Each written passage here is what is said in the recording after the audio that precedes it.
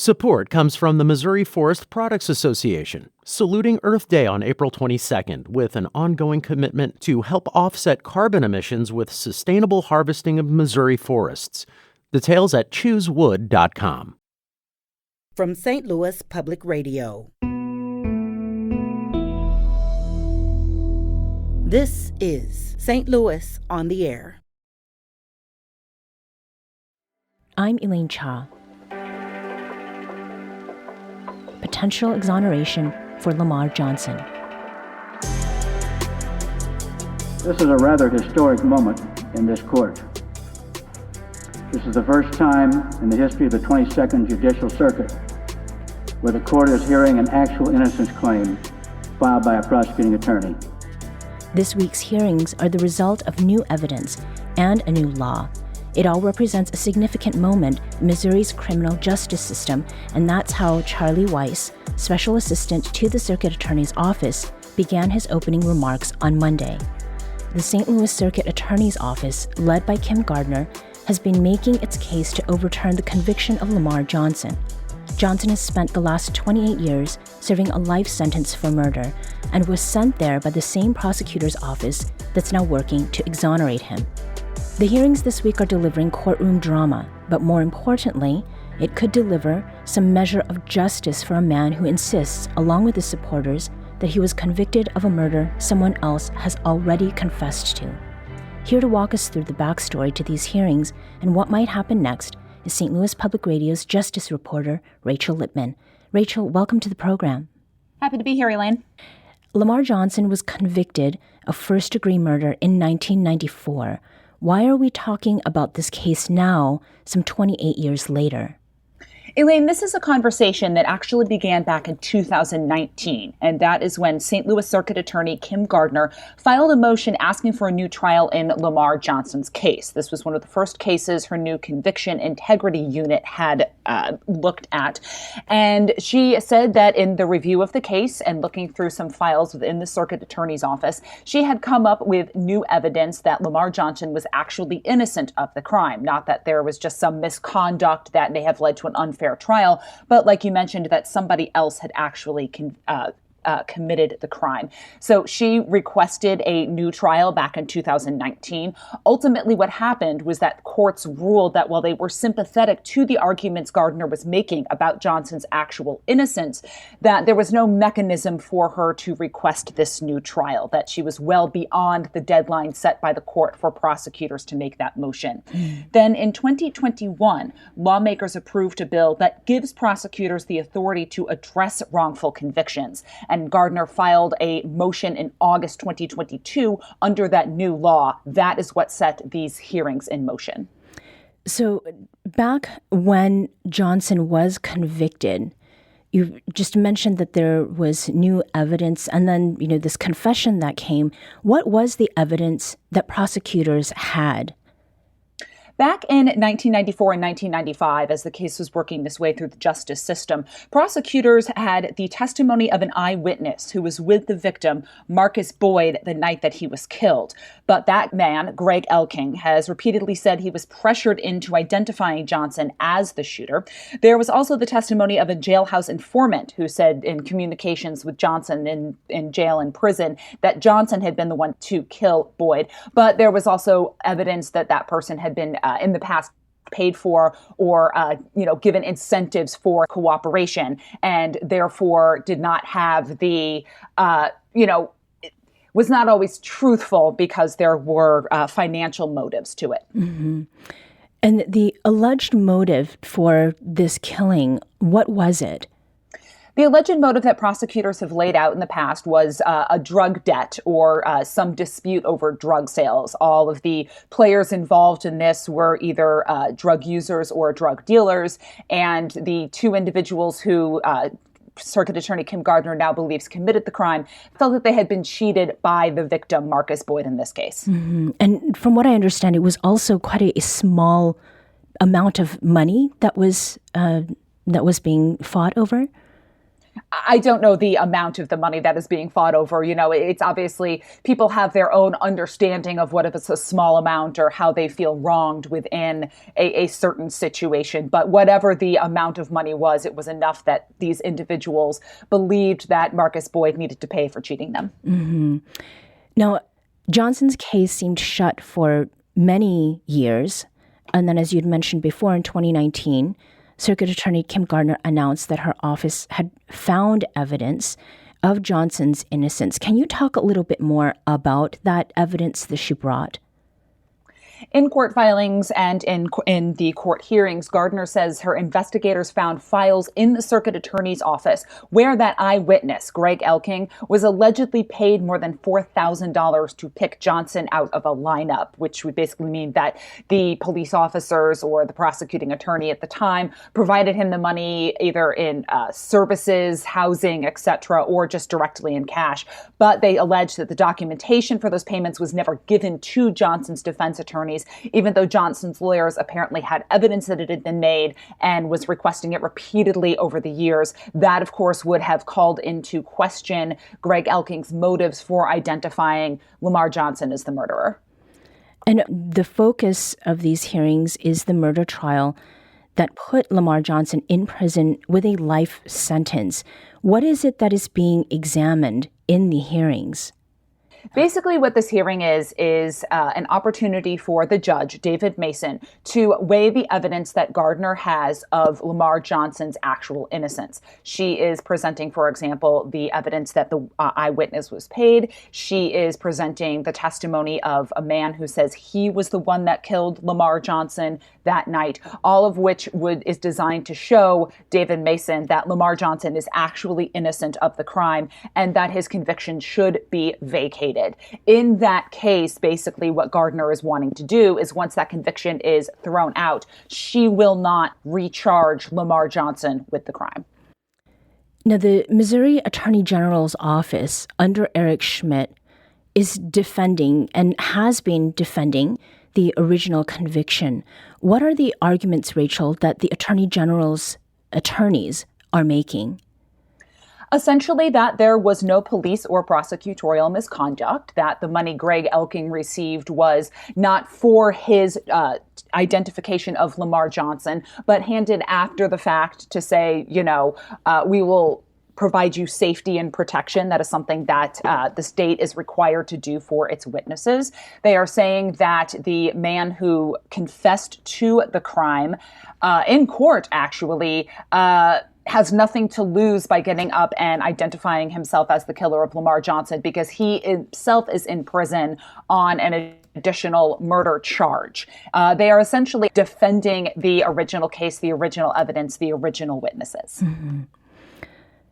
This is not the first time a Missouri inmate is getting this kind of unique hearing. There was also the Kansas City case of Kevin Strickland, whose conviction was vacated after he spent over 40 years of his life in prison. What connections or similarities do you see between Kevin Strickland's case and the one now playing out around Lamar Johnson in St. Louis? For me, it is the zealousness with which the Attorney General's office is defending these convictions. I understand that the state, who is ordinarily the prosecutor in this case, has to have someone fighting for its side of the argument. But just the aggressiveness with which the Attorney General is doing this and is raising issues such as a coat that they allege the circuit attorney did not turn over and a record of the coat that didn't actually exist when they made this request. There's just a certain zealousness with which the Attorney General defends these cases, where it's almost as if he can't admit that prosecutors can sometimes get it wrong. Mm-hmm. There has been a lot of coverage of these hearings. Of what you have heard and read, Rachel, is there a moment from the proceedings so far that has really stood out to you? I think it was in coverage that I read when Judge Mason asked Circuit Attorney Kim Gardner whether she would charge the man who confessed to killing Marcus Boyd with murder. And she said that that case was being reviewed. Now, It may seem like that case it would be a slam dunk because he has confessed to it. I know there would be plenty of other things that would weigh into the decision whether or not to convict, but that just struck me as an interesting question. Did she think about it in the lead up to this, that she has a person in court confessing to this murder under oath? What do you do with that information in terms of future criminal prosecution? There seems to be a strong contingent of folks who think that these hearings will be a slam dunk for Lamar Johnson's exoneration. Yesterday, key witness Greg Elking said, "I lied."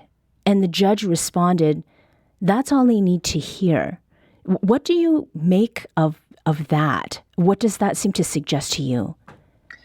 As I understood it, that came in the context of whether there would need to be expert testimony related to how police detectives got Greg Elking to identify Johnson as the man who killed Marcus Boyd. Now, that could, of course, indicate that Judge Mason is leaning towards believing that Lamar Johnson is actually innocent and throwing out the conviction or vacating or setting aside this conviction. But I haven't seen enough of the trial to know how the Attorney General is picking apart inconsistencies or how Judge Mason is reacting to the arguments from the Attorney General.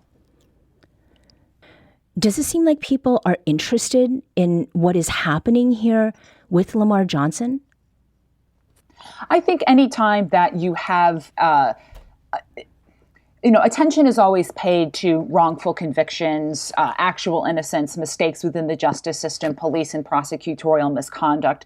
I think anytime you have a prosecutor's office coming flat out and saying, yes, we messed up here and we want to correct the wrongs that we appear to have inflicted on this gentleman, it is going to get attention. Now, whether that attention sort of wears off as these laws get used more and more often will have to be seen. But generally speaking, I feel like most of these cases are likely going to be higher profile ones that have already generated some attention throughout the years because activists have gotten a hold of them. That was certainly true with Kevin Strickland in Kansas City. That's been true of Lamar Johnson's case in the St. Louis area. These two cases were already fairly high profile because there had been questions, well before this law was passed as to whether these gentlemen had committed the crimes for which they were convicted. Mm-hmm.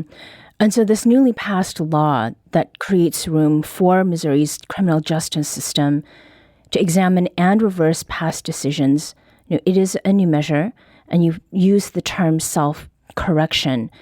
How significant is this?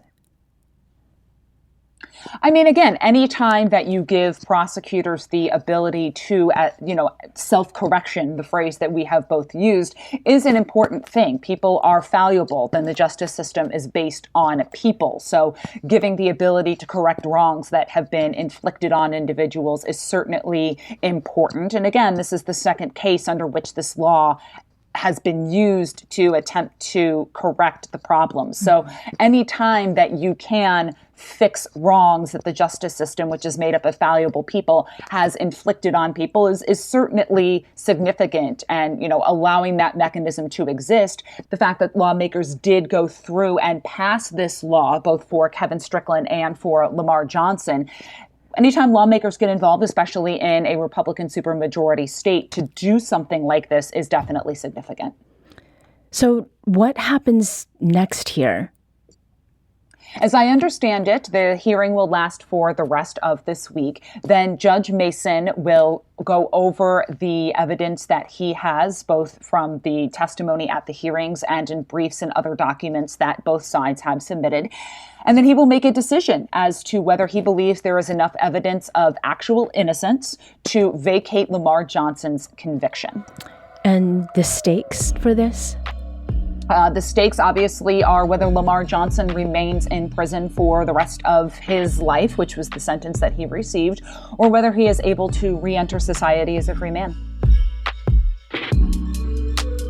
Rachel Lippmann, Justice reporter for St. Louis Public Radio. Thank you so much. Thanks, Elaine.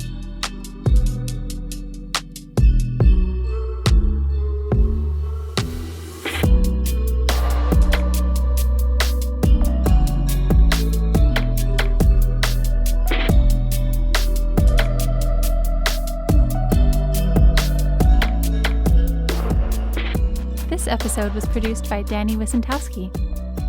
Audio engineering and podcast design by Aaron Dorr. Our production intern is Avery Rogers. Our executive producer is Alex Hoyer. St. Louis on the Air is a production of St. Louis Public Radio. Understanding starts here. Our podcast proudly supports St. Louis artists by using music from Life Creative Group. Do you find yourself regularly listening to episodes of St. Louis on the Air? Suggest us to a friend you think might enjoy our conversations, and leave us a review and rating on Apple Podcasts on the App Store. It's the simplest way to help people discover our show. Thank you. St. Louis Public Radio is a member-supported service of the University of Missouri St. Louis.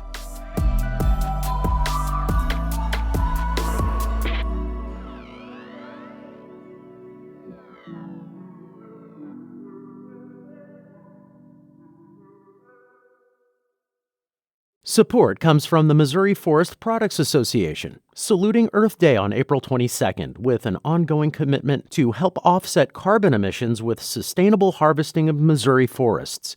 Details at choosewood.com.